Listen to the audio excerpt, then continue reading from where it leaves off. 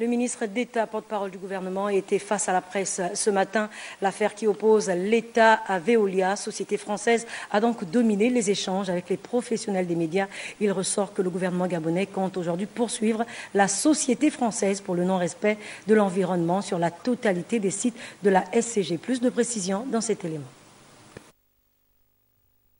D'entrée de jeu, Alain-Claude Bilébizé a tenu à faire la lumière sur la situation de conflit qui oppose actuellement l'État gabonais à la SEEG, notamment la notification faite par Veolia qui brandit une dette de 44 milliards de francs CFA.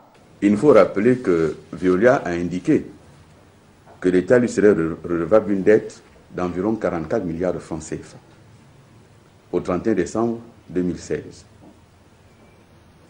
Mais que dans le même temps, la SEG doit à l'État un montant de 27 milliards de francs CFA reconnu par les deux parties. Au regard donc de ces éléments, l'État a consenti de procéder à une compensation en cédant une partie de ses revenus.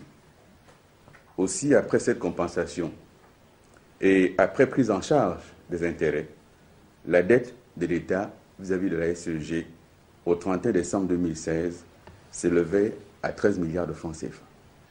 13 milliards de francs CFA, donc, au lieu de 44, comme initialement publié par Veolia.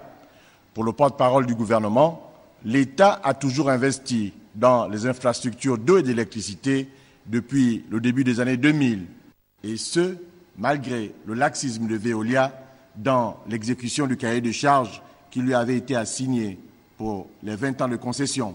En 2001, l'État a procédé, en lieu et place de la SEG, à l'électrification dans la province de Logololo, à travers une connexion sur le réseau interconnecté qui part de Poubara et qui alimente toute la province de Logololo sur 300 km. Depuis 2008, l'État a procédé au lancement de grands travaux structurants.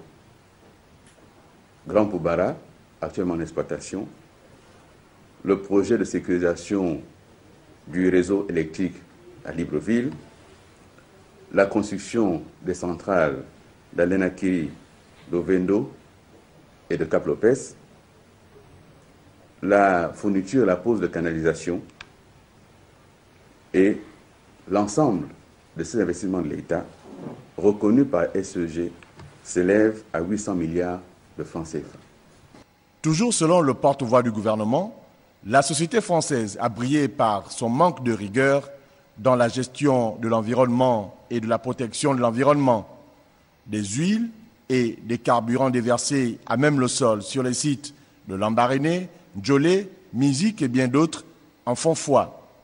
Là aussi, des sanctions sont prévues, a conclu le ministre d'État.